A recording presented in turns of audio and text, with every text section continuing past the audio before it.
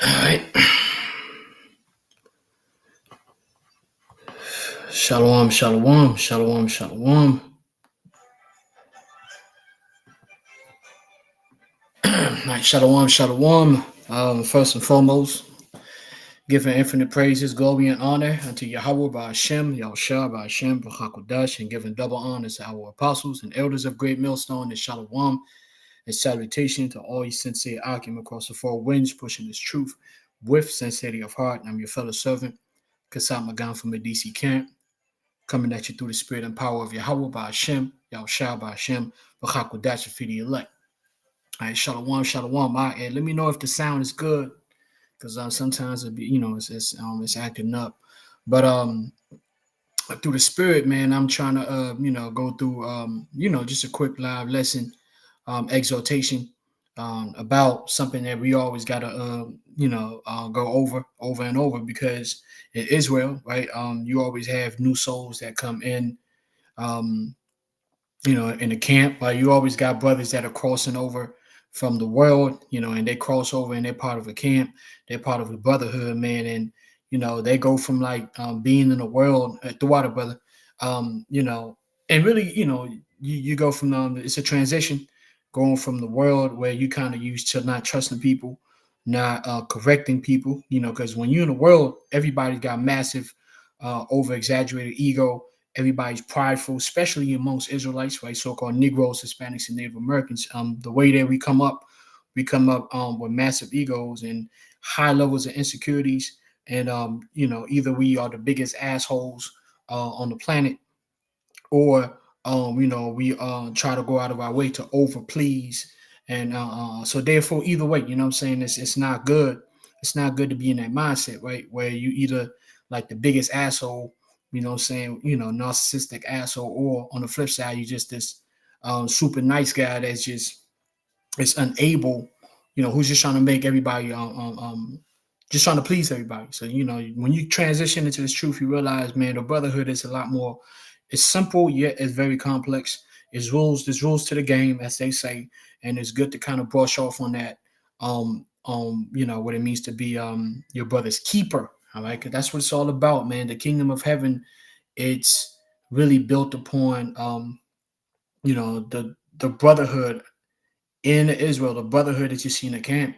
It's not seen right now, but we, the hopeful elect, specifically the men of Great Millstone, like, we are part of the building of the eternal kingdom to come. All right. So we may not seem like nothing. In this world, we are nothing, but that's because in the world to come, we're gonna be great. All right. We're gonna have the greatest story, the greatest underdog story. All right. So we must take care of each other, man. All right. And we can't just go around and talk about brotherhood and so on and so forth without knowing how to go about it. All right. When I first came into this gospel, with the brothers of my ilk generation, that was a struggle, right? It's still a struggle, but when we came up, like, of course we had elders and apostles. Back then, they were called elders, and we would get corrected, but the majority of the correction was from afar. I could go back and remember when we came up, we all came up at the same time. The top brothers, we talking about 2007, 2008, and basically, like, it was really no established leadership at the time. Everybody was just doing their own thing, so it was just kind of like, nobody's correcting anybody, because we looking at each other like, who's going to correct? Like, you're going to correct me? Like, who are you type? It might have not always been like that, but sometimes, we had clashes where it was verbalized like that, right? Because we were raw, rugged, and just, still fresh off the world, so we didn't fully understand how to go about being brothers. We called each other brothers, but we didn't really know how to go about doing that. So we just kind of like, throwing, stuff on the wall and hoping something sticks.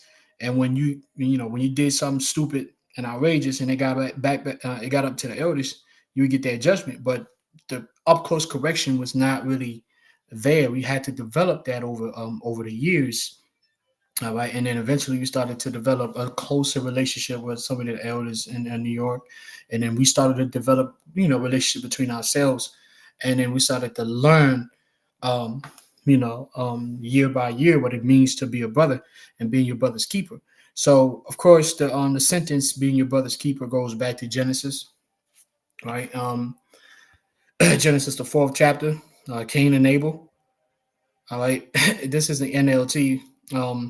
I was just laughing because I'm reading this in the NLT, and a word just that you don't see in the KJV just showed up. Sexual. It says Genesis 4:1. It says, now Adam had sexual relations with his wife Eve, and she became pregnant. When she gave birth to Cain, she said, with the Lord's help, I have produced a man. Later, she gave birth to his brother and named him Abel. When they grew up, Abel became a shepherd while Cain cultivated the ground. When it was time for the harvest, Cain presented some of his crops as a gift to the Lord. Abel also brought a gift, the best portions of the firstborn lambs from his flock. The Lord accepted Abel and his gift, but he did not accept Cain and his gift. This made Cain very angry and he looked dejected. Right. So the reason why, of course, when you read, between the line, Cain presented some of his crops, all right, and Abel presented the best of what he had. So that was the difference. Cain took the sacrifice and for granted, but Abel, that was at the forefront of everything that he did, sacrificing to the Lord. To Cain, that was like an afterthought, and that's why when you're in this truth, you need to understand the brotherhood is at the forefront. All right, this is the major sacrifice that you give to the Lord. It's being a part, that charity to the brotherhood, and so that's when you put up that sacrifice, when you're able to show the Lord, and the Lord sees how much you care about the brotherhood, about how much you want to build, how much you want to quite help build the church. When you put that sacrifice, it really helps because it covers the multitude of sins, right?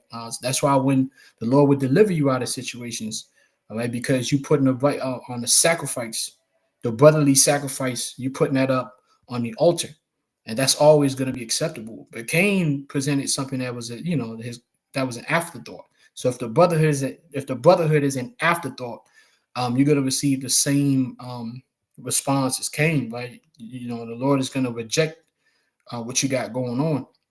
He's going to remove the spirit from you. So now it says, and then Cain looked dejected, and that's usually what happens when guys, when a brotherhood comes in and has to kind of correct you, a brother has to correct you. You'll see. You got to literally look in a man's eyes, right? Does he have, because two things can happen. A man, when you correct a brother, because this lesson is about really correction, and also being um being a type of brother that understands, like, you have to tell your brother what he needs to hear and not what he wants to hear.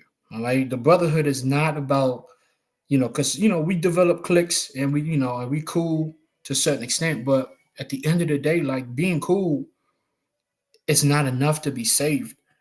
All right. If you want your brother to have a, continue to have a chance of salvation, you being cool when he's going off and you not being protective, right? Because you have to be protective of your brother, right? You can't just let him go off and see the train go off the rails and kind of either sit by and watch, or like cheer him on. Oh yeah, you good, brother? Now you good? Nah, you have to be engaged and involved because you care. All right. So if the individual gets rebuked, again, you will see in the look of the person, right? Sometimes you will see the head is down, meaning the brother understands what's going on. Um, or you might have a look where brother's kind of passionate, right? He doesn't fully understand, so but he shows a passion. It might be, pride, but a lot of time it's the pride that's really hiding the insecurity, right? Because a brother might be proud initially when he's being rebuked, but it doesn't always mean that he's not sincere, right? He's fresh off the world. He's got spirits on him, and he has hidden insecurities. So you kind of have to understand that as well as you rebuke your brother. Understand that you're dealing with, men that are traumatized by the world, and they're like porcupine, right? They rather bark and show so-called manhood, because they have high levels of insecurities. So it's hard for them to receive a rebuke, right? But then, you got to rebuke, right? You can't be like, well, if I rebuke him, he's going to be upset, and so on and so forth. But then you have the dejected look, right? So Genesis 4:6, it says, why are you so angry? The Lord asked Cain, why do you look so dejected, right? And so why do you look so dejected? Verse 7, you will be accepted if you do what is right. All right, you will be accepted if you do what is right. But if you refuse to do what is right, then watch out. Sin is crouching at the door, eager to control you. You see, that's the demonic possession. The demons will, hop into your flesh if you are of a mindset of not accepting rebuke. Um, that's not good. And also, if you're the brother that's not rebuking your brother because you want to remain cool, you don't want no you don't want no quote unquote smoke, right? You don't want no uncomfortability between y'all. That's a problem. All right, that is a big, massive problem. And I'm gonna, Lord willing, as we go, I'm gonna bring some, some personal stories that I had to learn from, because I used to have that issue as well in the past, just being cool and not really wanting to ruffle certain feathers, because I really don't like. I'm not a fan of drama. But you understand this, life is a drama, and this thing is all dramatic. You're trying to reduce it to the best of your ability, but sometimes you just gotta, you gotta do what you gotta do, and let the cookie crumble when it crumbles, basically.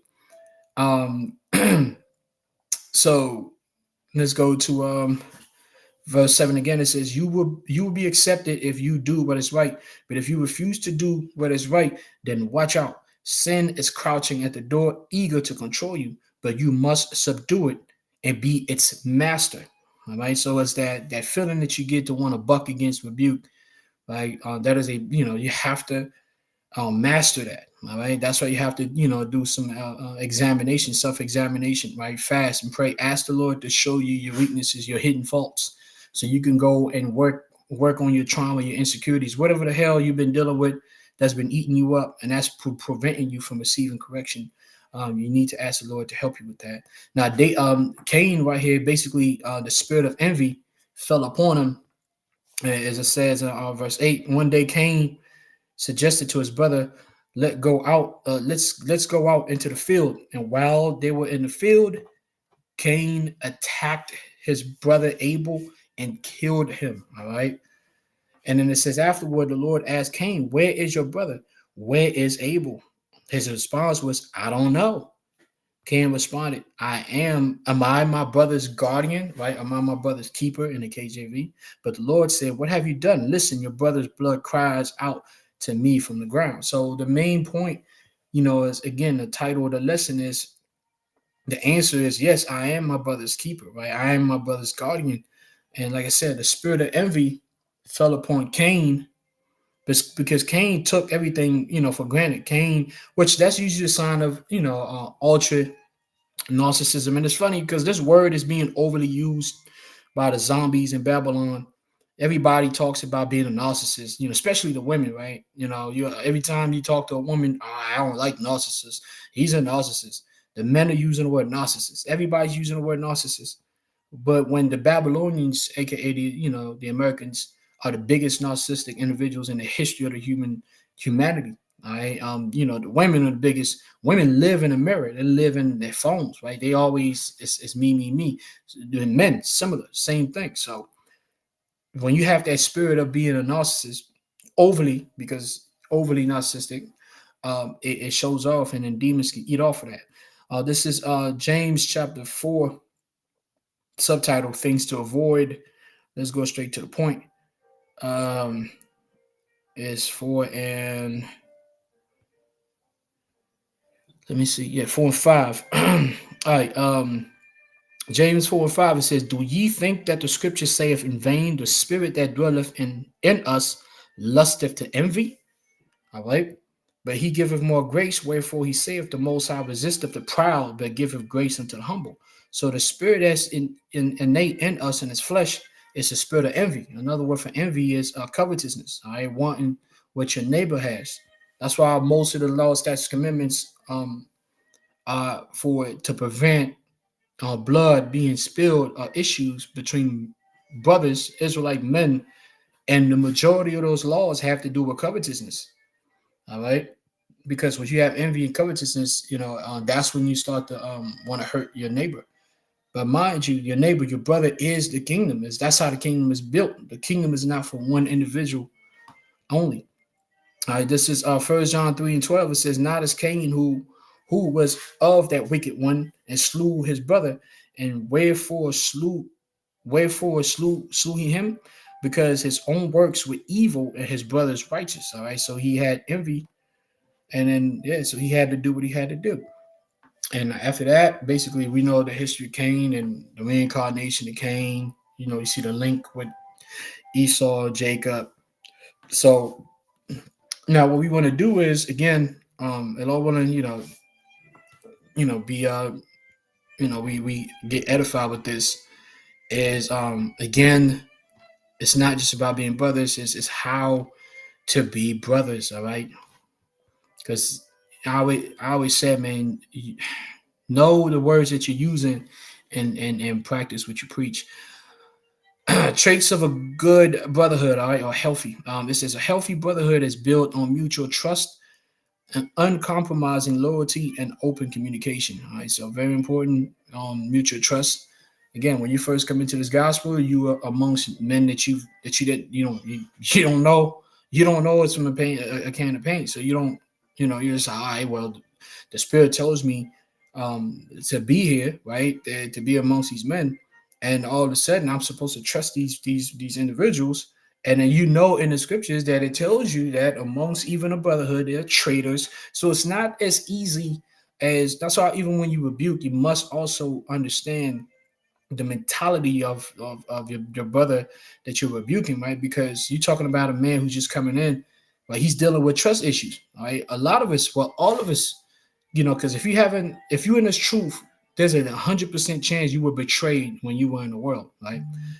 Somebody close betrayed you, and you know what that feeling is. Now, if you've never been betrayed, hey, listen, you are a blessed man, without a doubt. But if you've been betrayed, you know about, you're gonna have trust issues. So what's gonna happen is now when brothers trying to rebuke you, you don't trust their judgment because you don't trust in general. So you have to pray that the Lord opens up your heart. It says mutual trust, uncompromising loyalty, and open communication. It is a safe space where individuals can be completely vulnerable. You see that when you're around the brothers, that's a safe space. All right. The reason why sometimes brothers don't feel safe is because again you have hidden faults, you have issues, and you don't want certain things about you to get exposed. Because you don't trust that your brothers are going to correct you with love, right? You believe that if you really are just open and vulnerable, that basically if you do mess up, if one of your bad habits or characteristics get exposed, you believe that your brothers are going to hold that against you, right? They're going to judge you with wrath, and from now on they will lose respect for you, and they will never look at you with any type of respect. So these are the things that go through a man's mind as he becomes acquainted with the brotherhood, right? We all kind of went through this. That's why we had some rough times coming up back in the early 2000s, man, because we had egos, and we didn't want our egos to get damaged. All right. It says it is a safe space where individuals can be completely vulnerable, allowing for both genuine celebration of successes and constructive accountability during difficult times. All right. And that's the thing about us in Great Millstone, especially when you're around sincere brothers, is that you understand, listen, man, you're going to be celebrated for your success, because brothers want you to do well. And then you want your brother to do well. All right. In the same instance, don't stand by and watch your brother kind of go off the rails and not intervene, right? All right, you are your brother's keeper. All right. You know, sometimes you got to bring him to the side on a one-on-one tip and talk to him. All right, and don't be like, well, because I have authority, you have to talk down into a man like he's, like he's some kind of like he's just like a servant, like a slave or something, man. Like we all servants to YAHAWASHI, right? And when you approach that with that mindset, it works most of the time. Now, I'm not gonna say it works all the time because you got guys that they're never just gonna listen, right? They're just, that's just is what it is. Then you got to deal with it differently. Um, it says, I'm gonna read that last part. That part was good. It says, allowing for both genuine celebration of successes and constructive accountability during difficult times. All right. Now it says core traits that define a strong, lasting brotherhood include unwavering loyalty and dependability. True brothers show up for each other, especially when times get tough. Especially when times get tough. This means having each other's back and being a reliable, constant presence. All right, so it's very important to have of course, unwavering loyalty and dependability. Let me see if I have that preset right here. And again, this is not going to be extremely long, so I'll get to read some of the presets that brothers put up on the board when I'm done. Just making sure I have. No, it's John. Make sure. Lay down. No, that's not it. And I had that precept too. Come on, man. Um, if brothers could put that in the, because I had it. I had it. Hey, there's no a man lay down his life for his friend, and I had it. I think I just, as I was putting up the precepts, I mistakenly stacked a precept on top of it. So if you can put that precept on the board, Bakasha, where I'll continue to listen. There's no greater. I think there's no greater friend than the friend that laid for his life. A man that laid for his life for his friend. Because it goes with, so like it goes with unwavering loyalty and dependability. All right. Now let's go to Proverbs 27 and 5. It says, open rebuke is better than open rebuke is better than secret love. All right. Open rebuke is better than secret love. So having the ability and the will to rebuke your brother, it's important. That's right. The water. John 15. I had it, but like I said, I was putting up precepts, and I ended up stacking one of these precepts on top of that. So the water. John 15 and 13, it says, and Shalom, brothers, for putting that up. John 13 and John 15 and 13, it says, greater love has no man than this, that a man lay down his life for his friends. Now, to lay down your life for your friends, it's of course, is the extreme of it is to literally, die for the brotherhood, be willing to die for the brotherhood. But the more comprehensive understanding of that scripture, to lay down your life, is basically lay down whatever else you got going on in your so-called life to attend to the needs of your brother, right? So that's basically what the Lord is talking about on a comprehensive level. And like I said, the extreme part of it is, that willingness to, to bite the dust, what I'm saying, for brothers, right? Um, yeah, if a brother calling you, man, and some situation is going down, and you can hear that he needs you, what I'm saying? Like if you don't get that fire in you to drop everything you got going on and hit the road, what I'm saying? Like me, let's brother Stowe, man. The brother Zainala, he's the same kind. And, all of us, we have the same mentality, man. You get the call, like, it's a distress call. Hey, man, listen, I'm getting up out of there, man. I'm driving. What I'm saying? I'm driving through red lights. You know what I'm saying? Whatever happens, happens. You know what I'm saying? So that's the mentality. Not to say that, you want to be out here being reckless, but at least it has to be in you, right? The willingness to to do that. All right. Unwavering loyalty and dependability. True brothers show up for each other, especially when things get tough. This means having each other's back and being reliable, right? being a reliable, constant presence. All right, and presence is very important. Sometimes you don't have to say a whole bunch. Just your presence. It adds up in the brother's mind. Like he's thinking, well, this brother's here. Cool, cool, cool. No panic. Very important. Let me see if I can hit another precept. It says, let me see. This is, well, we're gonna get to that. Let's get to another trait. um, Another trait of a lasting brotherhood, a strong, lasting brotherhood, is radical honesty and accountability. Now, this right here, man, is tough, right? Radical honesty and accountability, right? A good brother would tell you the hard truth because they care about your growth more than your temporary approval. They challenge you to be your best self.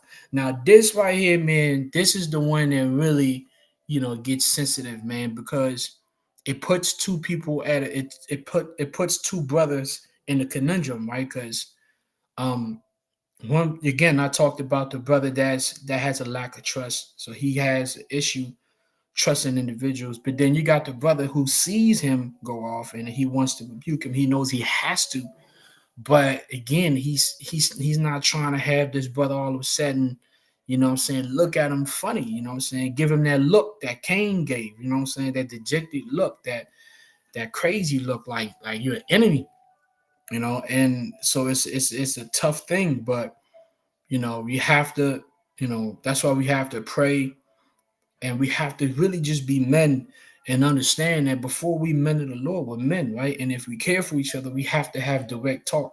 You got to tell your brother what he needs to hear, when not what he wants to hear. All right, you have to be able to do that, man, because he's not gonna be good, man. Like, cause see, brothers say, nah, man, I'm good. Like, yeah, nah, he's not good. Like, you see, he's not good.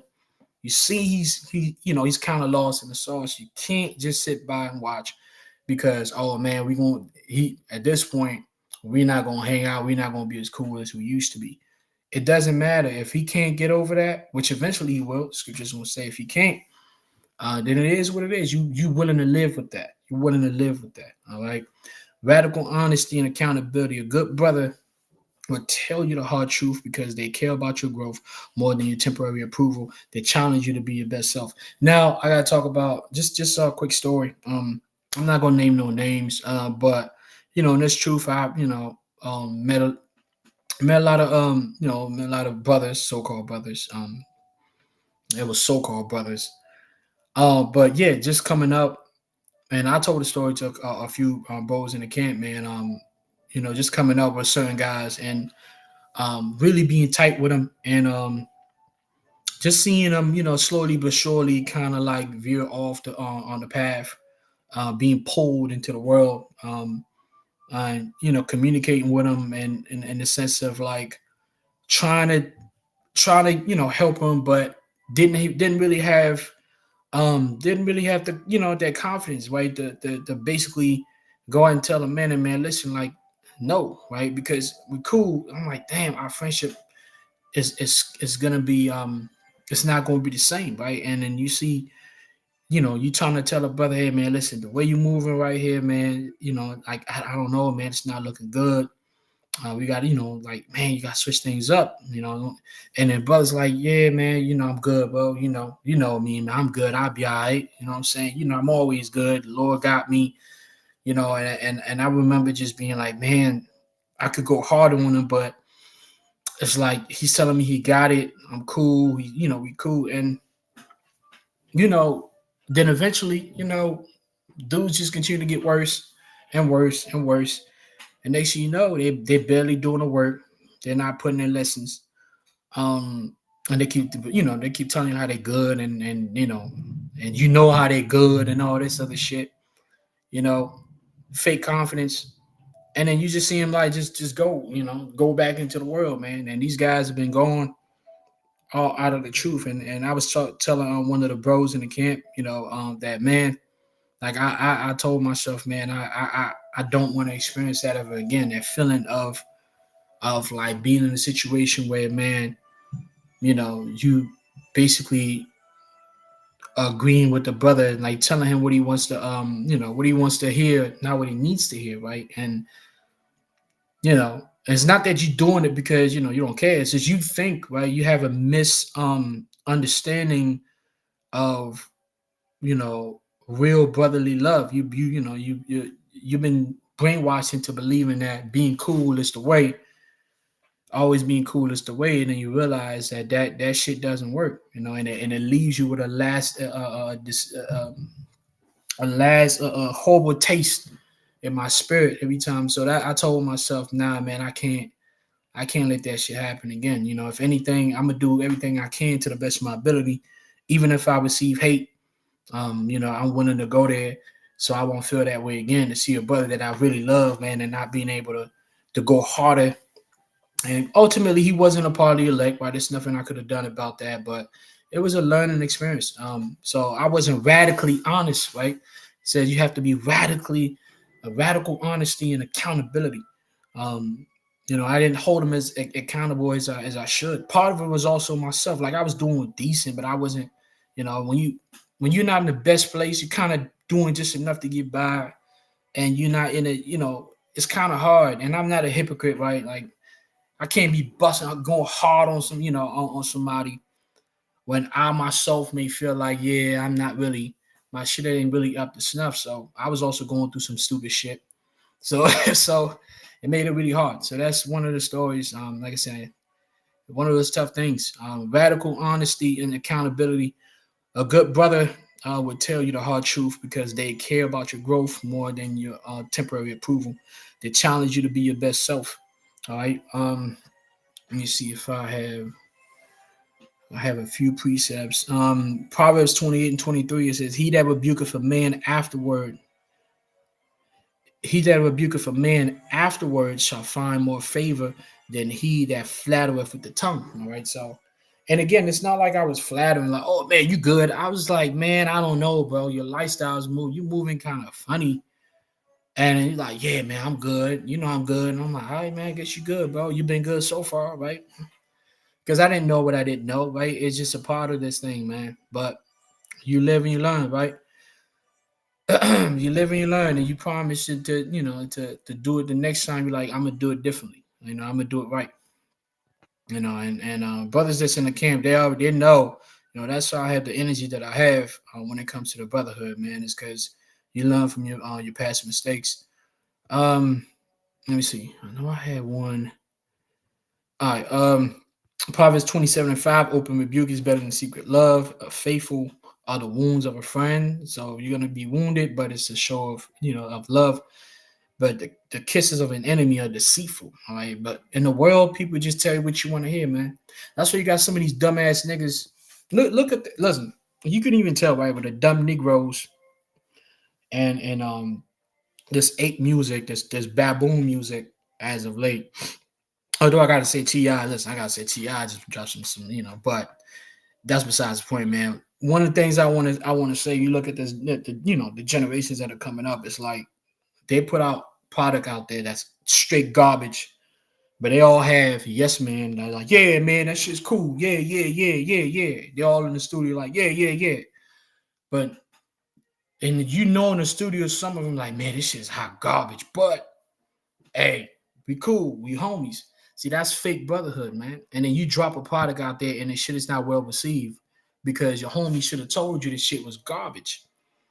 You know what I'm saying? So, and the truth, we can't have that mentality, right? Because we're not just here on the ride and trying to, um, ride on each other's coattail. Like, we really going to be kings and we building something true, all right? Now, let's get to the next one, mutual respect. Mutual respect that says valuing each other's boundaries. All right, very critical to value each other's boundaries. Opinions and individuality is crucial. All right, because we are individuals, right? We're not gonna wear it. We're not like IUIC and ISUPK. We're not wearing the same garments, right? We don't wear the same clothes. Because you got sometimes, depending on your generation, you might have had it. You might have came from a generation where you wore like uh, uh, uh, um, I probably said like fitted jeans, and then you come in a generation now. You had a generation where the jeans was tight. You come in this generation now, it's kind of baggy. You're like, nah, man, you know, he going off, man. Look at what he wearing. Come on, bruh. Like we're individuals. As long as a man is keeping the law, statutes, commandments to the best of ability, he's showing faith, he's putting in the work, he's prioritizing the brotherhood, man. You out here nitpicking on the style and all that other shit, man. Like, because you don't do it, it's not you. All of a sudden, nah, we individuals. The Lord is painting us differently. All right, he's drawing us differently, but we come in common ground when it comes to this gospel. That's what it means to be an Israelite. All right, we're a variety. All right, variety. The Lord loves variety. All right. So stop with the bullshit about man, you gotta ain't nobody gotta dress like you. Dress the way that you are comfortable dressing, as long as it's not no crazy shit. Right? All right. Mutual respect, it says valuing each other's boundaries, opinions, and individuality is crucial. It involves lifting one another up rather than tearing each other down. Now, the preset just came up. Let me see if I can pull this on. It's a burden. Yeah. It's like I think it's Galatian. Dang. Look, yeah, because we gotta lift each other up. You know, constructive criticism. There's nothing wrong with criticism.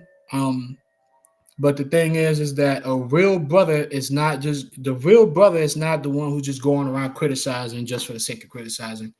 That also shows a sign of insecurity, you know, because an individual that's kind of big himself up, he'll put you down so he can look down on you like that's a nigga. That's not a real, you know, a brother, you know. So, but a brother that comes with constructive criticism, meaning whatever you break, you must build up, and that is the key. There's also what scripture says in Ephesians.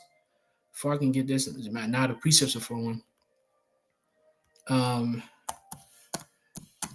sure. You know, because the thing is, you have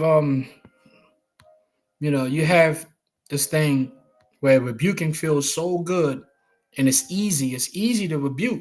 Yeah, you went off. You went off. Cool. And you break him down. You breaking down what he needs to be broken down, right? You break him down. That's part one. Part two is now you got to build him back up. See, over the years, what I would notice is individuals that would just break down, but never build back up. And then the rebuking phase is halfway. It's not a finished product. Because when you're dealing with brothers are projects. You are a project. Your brother's a project. You being broken down and built back up. And when you break a brother down, your responsibility is to build him back up. That's what it means to what constructive criticism. Don't just tell him what he did wrong. Tell him what to do right and help him, get to that place. But if you're not willing to do that work, don't be the one to break down because you're unwilling to do the following work, which is to build back up. That's the responsibility of the one who gets to criticize or who gets to correct. And that's when men respect that. All right. Ephesians 6:4. And you fathers provoke not your children to wrath, but bring them up in the nurture and admonishment of the Lord. All right. So you have to nurture. You have to rebuke, but then after that, you have to nurture. Galatians 6:2. Bear ye one another's burden, and so fulfill the law of a Mashiach. YAHAWASHI. For if a man think himself to be something when he is nothing, he deceiveth himself. But let every man prove his own work, and then shall he rejoice in himself alone and not in another. Right? Because you need men to build confidence. You get on a brother, oh man, you ain't making no videos. You're going, oh man, which is true. Now, okay, how do we get to it? How can I help you? Maybe a different setting. You want to come make a lesson with me? The next time I make a lesson, come with me. Come, we're gonna make a lesson together. You build him up because you just tore him down and he feels like shit, which you should. But then your responsibility is to build him back up. And if you're not willing to do the work, then don't be the one to break him down, because now you're breaking him down and then he's lost in the sauce and he's hurt and he's grasping the straws, and then normally what tends to happen, then the individual starts to grow resentment, right? Because the process is not over. You broke, but you didn't build back up, so the person will resent you. All right. This is how this is what it means to be a brother. Do it right or don't do it. All right. Verse 5, it says, for every man shall bear his own burden. For every man shall bear his own burden. Now, you should already know, Galatians 6:2, the word burdens right there in the Greek is different than Galatians 6:5. As a matter of fact, let's do it. Let's prove it. Because Galatians 6:2, it says, bear ye one another's burden. Galatians 6:5 said, for every man shall bear his own burden, right? That sounds contradictory, but it isn't. You got to look the word up. Now, Galatians 6:2, that burden that we all should share together is called baros. And Galatians 6:5, the burden that every Israelite man should bear, carry is portion. That's where we get the word portion. All right, portion. All right, so two different Greek words. That's your portion. All right, so yeah, let's go back to mutual respect. It says valuing each other's boundaries, opinions, and individuality is crucial and involves lifting one another up rather than tearing each other down. All right, trust and confidentiality. That's big right there too, right? Trust and confidentiality. The foundation of the bond is built on knowing that what is shared stays strictly within the brotherhood. Well, I mean, you can go to Sirach. See, I didn't even read all of this before I went live, because I was trying to really shorten the precepts. But in Sirach, if brothers can put that up for me, it's called abrasive. He that abrasive a friend. When the scripture speaks about, I think Sirach 17 goes right into that, like how you can lose a brother, a brother will come back except for upbraiding, which is, that breaking that trust, when you revealing the secrets. If a man is tight and you really cool, and he's telling you things, man, like brothers know, like you have clicked to certain things you tell brothers that you don't tell others, and it's fine. Like I have certain brothers that I communicate with, and I tell them some deep stories about me, some things, and kind of let it bounce off. We kind of, because I trust them. We've developed that mutual respect, that trust, and I know they're not gonna open up their mouth and let that out, because then that's the end of our friendship. You know what I'm saying? Because that is the law of friendship and brotherhood. All right. I know, like I said, that precept, there's multiple precepts when it speaks about braiding. The brother dropped some the water argument. I know y'all was gonna drop some Ecclesiasticus 22:20. Whoso casteth a stone at the birds frayeth them away, and he that upbraideth his friend breaketh friendship. All right. Though thou drawest a sword at thy friend, yet despair not, for there may be a return in the favor. Right. And if I'm not mistaken, after that it says, except for upbraiding, right? Which, listen, we gotta just look that word up, man. Let's look it up. Let's pull that up right now. Upbraid.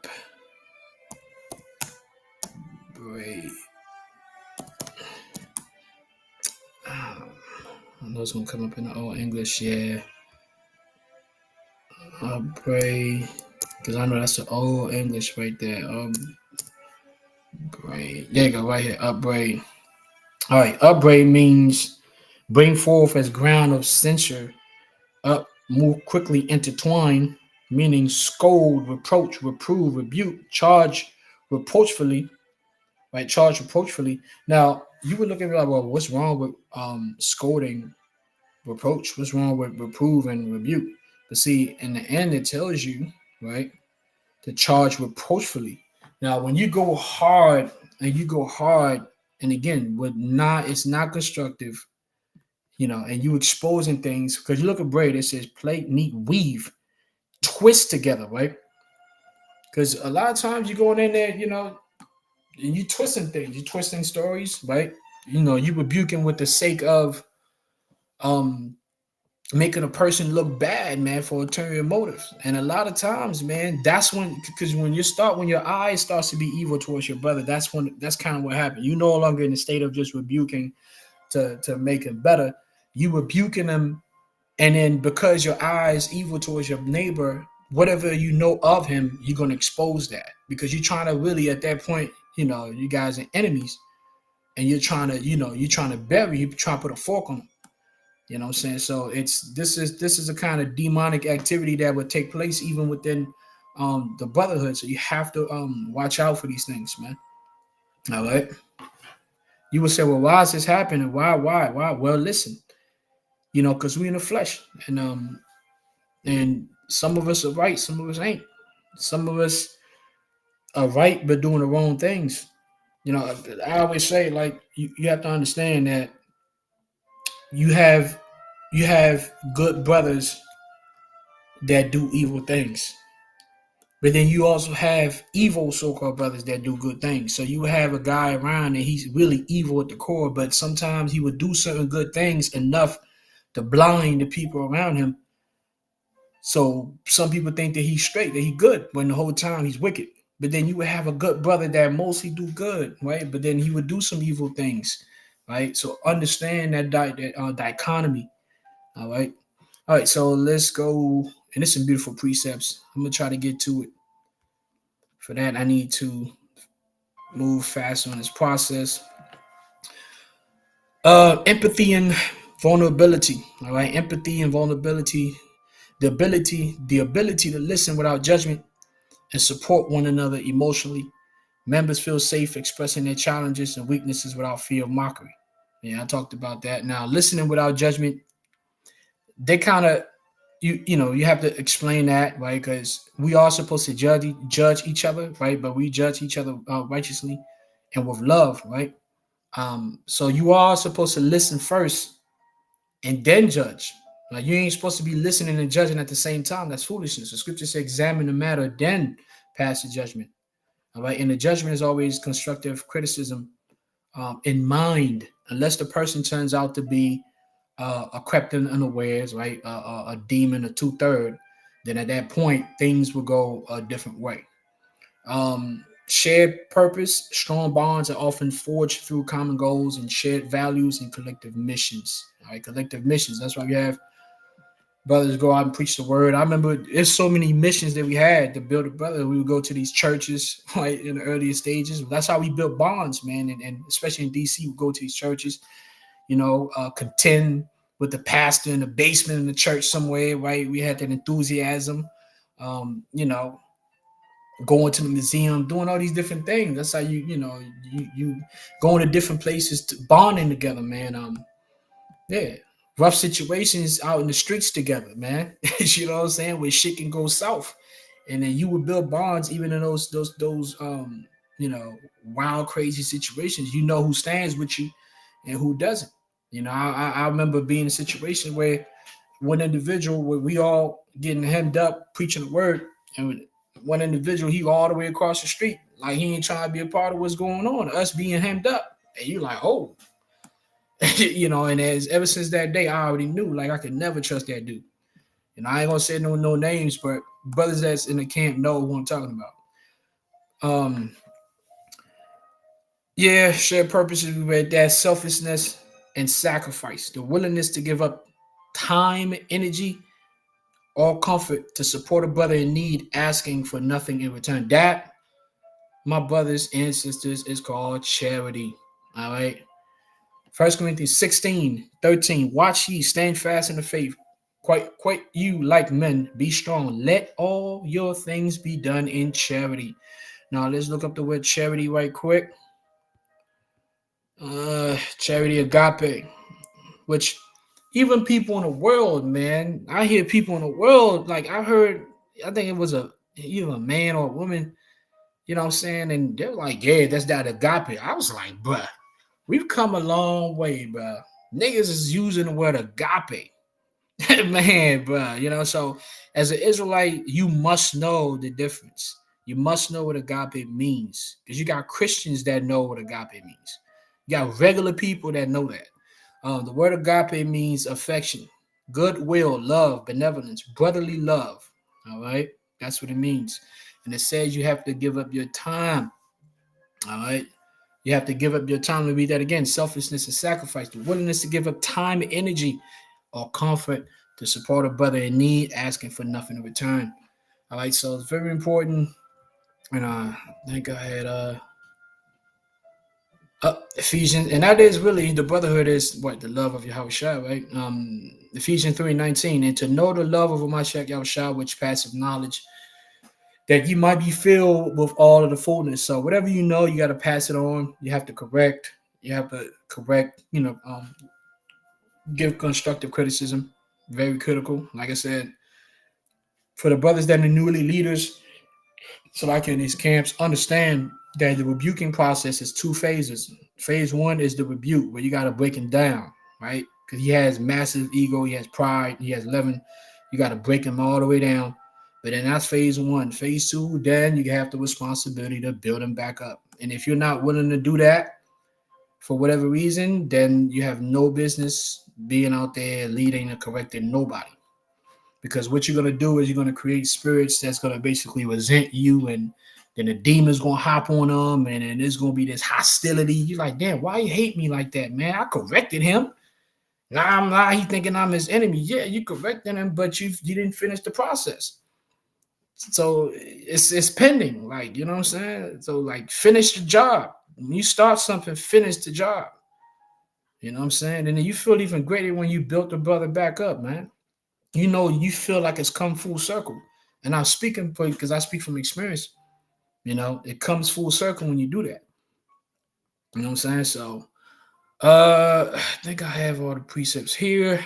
Yep. Let me get into the common board, man. I got a little bit of time, just a little bit before I get out of here. And shalom to you, sincere Akim, listening, following. I'm gonna try. It's a lot of beautiful precepts, man.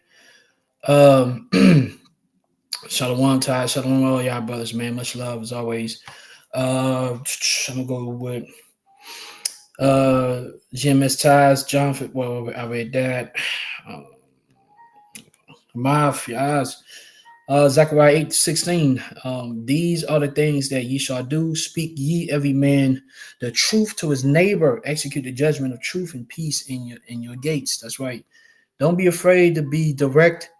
And sometimes it's going to be confrontational, but that's what the scripture said, quiet ye like men. Right? This is not a matter of being fearful, right? Because we don't fear men, we fear God, right? We fear the reason why you must talk to your brother and even possibly jeopardize the closeness is because you fear the Most High. You don't fear him. You fear what the Most High would do unto you if you let your brother just go off the rails, right? And that's the reason why you have to confront him if you have to. He's gonna love you afterward. He just ain't gonna love you initially, and that's okay. Zechariah 8:17, it says, and let none of you imagine evil in your hearts against his neighbor, and love no false oath. Oof. For all these things that I hate, saith the Lord. That's right. Love and dissimulation, right? Fake love, man. Like, I'm seeing you going down, like you going down bad. You haven't made a video in 3 months. You barely making it to the camera, and I'm saluting, like, hey, shalom, my, like, we like, hey, man, everything good, bro? You good? Straight, all right. Nah, bro. You got to be like, hey, man, listen, bro, like, what's going on, man? Like, what is going on, brother? Like, you ain't looking good out here. You know what I'm saying? So, it says, take me home, Pano. Shalom to you. Ecclesiasticus 7:18, it says, change not a friend for any good by no means, and neither a faithful brother for the gold or offer. That's right, man. A friend is important. Taz, Shalom, Matthew 5:41, and whosoever shall compel thee to go a mile, go with him twain. Damn. Yeah, man. That is charity. That is sacrifice. Verse 42, it says, give to him that asketh thee, and from him that would borrow of thee, turn not thou away. Shalom Ashra, Proverbs 24:23. These things also belong to the wise. It's not good to have respect of persons in judgment. Yeah, man. And it's not good to have respect of person. Like I said, I fell victim of that. All of us fall victim of that, man. But these days, man, it's something that I really watch myself closely, because there's certain brothers I might be cool with more than others, and just because we hang out together, and these brothers know, what I'm saying, like, yeah, we hang out, but what I'm saying, when it's time, when it's time to get on you, man, I'm gonna get on you, bro, and they already know what's up, right? And it is what it is, right?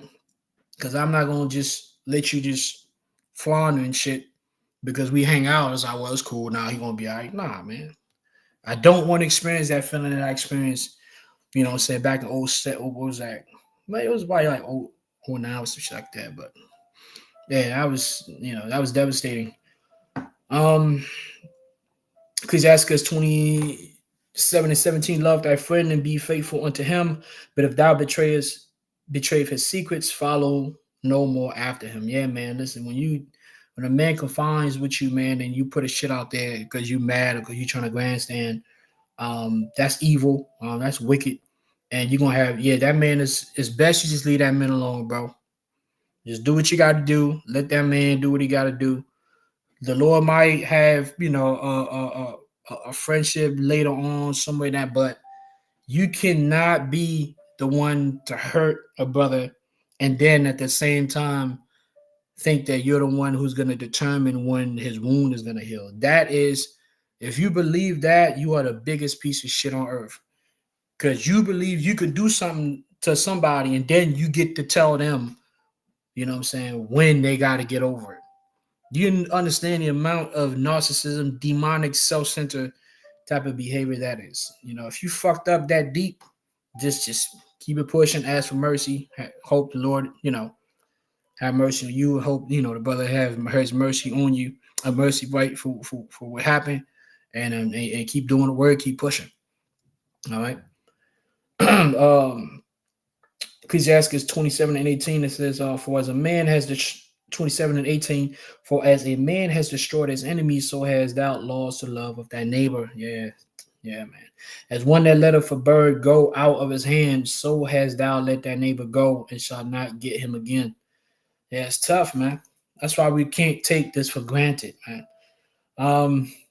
Last precepts. Ecclesiasticus 19:14, admonish thy friend. It may be that he has not said it, and if he have, that speak it not again. Ecclesiasticus 19:17, admonish thy neighbor before thou threaten him, and not being angry, give place to the law of the Most High. Right? Don't do it with that anger. You just got some angry dudes, man. Which when you are extra of anything in this gospel, I pick up on that, and I'm like, yeah, you got issues. You could be the one on the, that's actually right. But the way you go about it, a lot of times can tell that, yeah, you right, but you got some serious issues, man, because it ain't really had to be like that. It could have just been this, but then it turns into this. Because sometimes the person who's correcting and the person who's being corrected, the reality is both of them is sick. And that is what we're dealing with in this gospel. The corrector and the one being corrected, the corrector and the one being corrected are both sick. So last precept, Proverbs 18:19, it says, a brother offended is harder to be won than a strong city, and their contentions are like the bars of a castle. So again, that's when it's like, I know that precept, it's kind of like doomy, but listen, it's the end. A lot of this shit that we're going through right now, man, in the brotherhood is because, I would say this, all hell hasn't broken loose. You would say, well, what does that matter? Well, it matters because the flesh is still musing upon many things, a lot of evil shit, the nature. So the spirit is constantly fighting. But there's a thing about a fear of death.